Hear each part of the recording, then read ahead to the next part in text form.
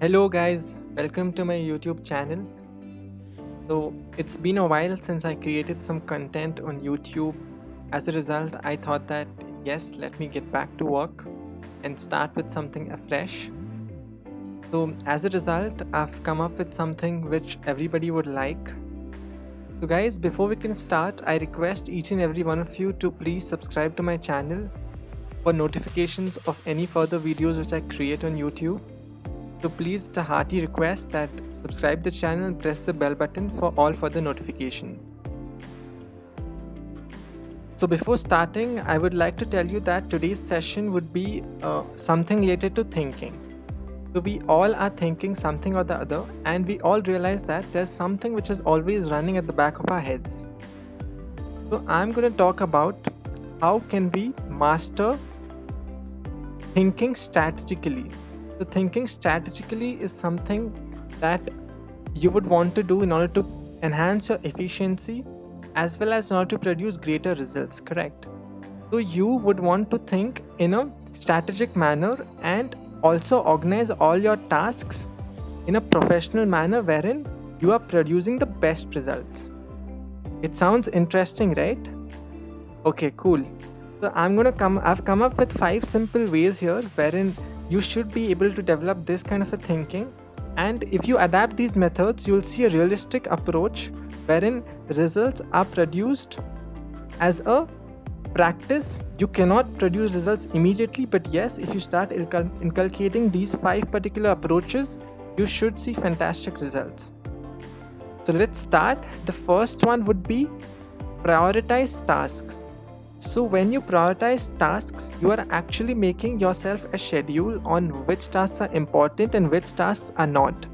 You would want to rate some of your work as urgent and some of the work which can wait. So you should ask yourself a very simple question, that which is that one task which I should perform today so that I generate the most leverage, or which would give me the most benefit. So you should take up that particular task and go ahead with your work. Now there might be some cases wherein some work might be urgent and have to be done immediately. So you would want to keep them in your to-do list. You can see the to-do list here. So the to-do list is something which you would want to do immediately. Things which can wait or things which you have scheduled for the couple of days later, you can put them in task 1, 2, 3 subsequently. You would want to eliminate things which are not important or things which are unnecessary at the moment. This would keep your thoughts clear and you would always have your potential 100% best at the things which is scheduled for the present moment. So that is all about prioritizing tasks. Let's come on to the next one. So the next simple way would be a bias awareness. So bias awareness is a human tendency that we tend to get biased towards some people.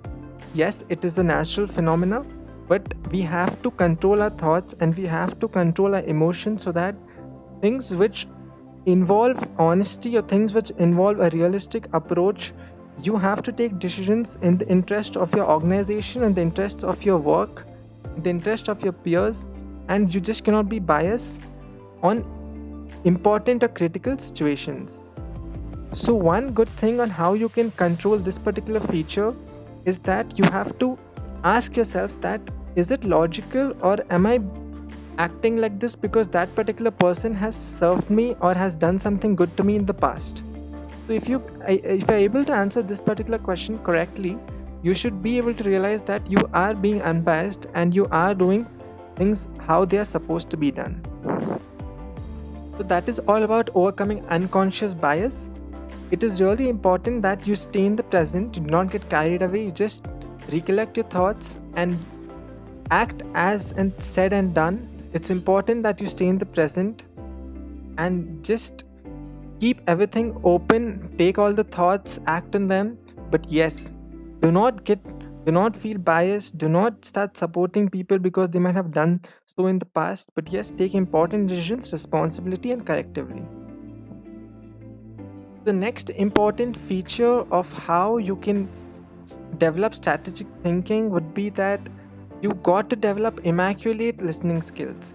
So what do I mean by immaculate listening skills is that You have to develop the quality to be able to listen to someone, not just to reply back to them, but to process and understand what they are speaking and learn something out of them.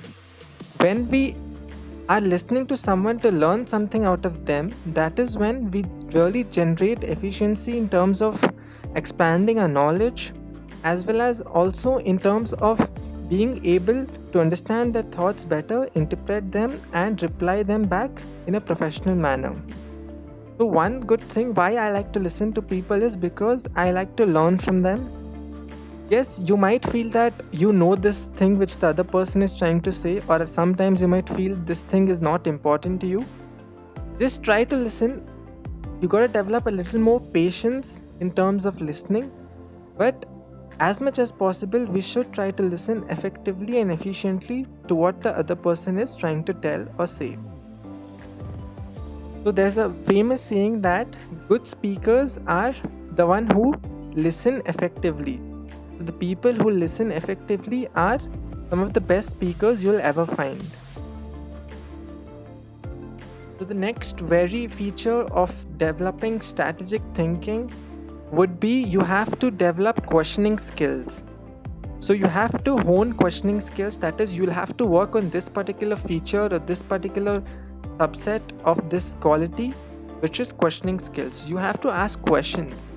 It can be a simple question or it can be something which is complicated. It can be a question for the other person, it can be a question for yourself. But yes, asking something or the other increases inquisitiveness, and you also get to explore a lot. That is the main feature, or that is why that is something which I look up to, because unless and until I do not ask questions, I would not explore a particular domain, or I would not understand what the other person is saying, or even to just clarify a particular topic, I would want to ask a question. So some of the features which questioning enables you to do are, it enables you to focus attention, it enables you to encourage exploration. As I mentioned that the most questions asked by someone are the researchers, right? So they are the ones who ask questions to themselves, that am I proceeding in the right direction? Am I doing enough research? Am I conducting enough surveys? Am I conducting enough? Am I reading enough theory papers, or am I referring to enough journals? So these are the kind of questions which they ask to themselves. So you are also ensuring commitment. That is, you are basically, as I mentioned, that just in order to confirm you have understood a topic, you would want to stay committed and ask a few questions so that you are very sure that you have understood the right concept. So how do you promote these kind of a thinking? So that would be by asking very basic terms like how, where, who, why, what, when. And I do not believe that you're supposed to ask question after every point as mentioned here. But yes, I would want to hear from you guys as well, that is it right that should we ask questions after every point, or only ask questions when not understood? Guys, remember there are two cases. Just to speak about them, one case would be that you are very clear about something and you ask questions, then the other person replies something to you, then you contemplate and again start overthinking, which might lead to confusion. Now there's this other case that the person hasn't understood anything and he or she will have to ask a question.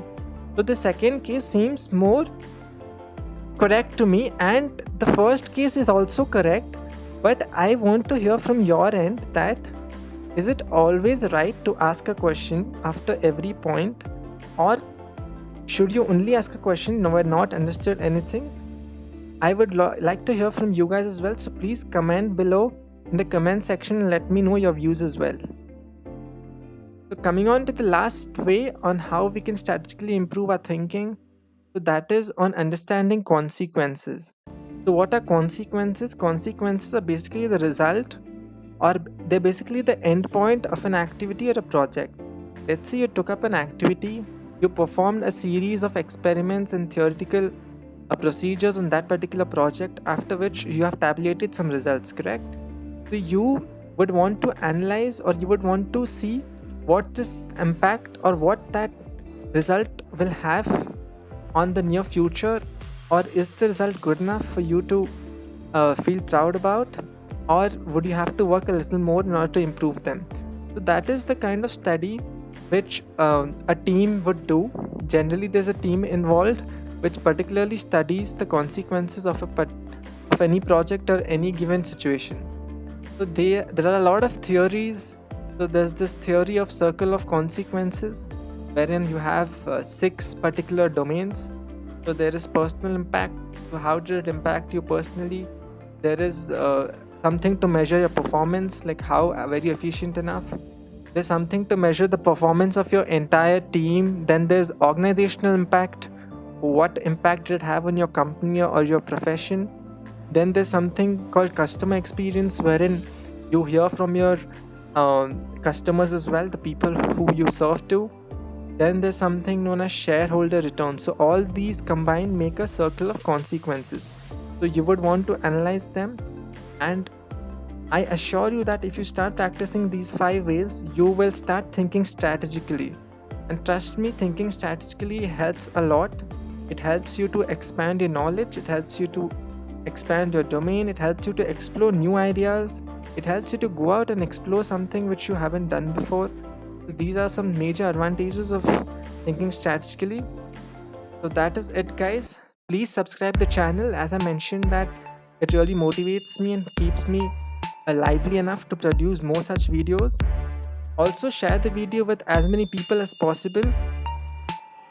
Thanks, guys. Thanks for watching the video, and also like the video and support the channel as much as possible. So see you until the next video. Take care. Bye bye. Stay safe. Have fun. Bye. Jai Hind.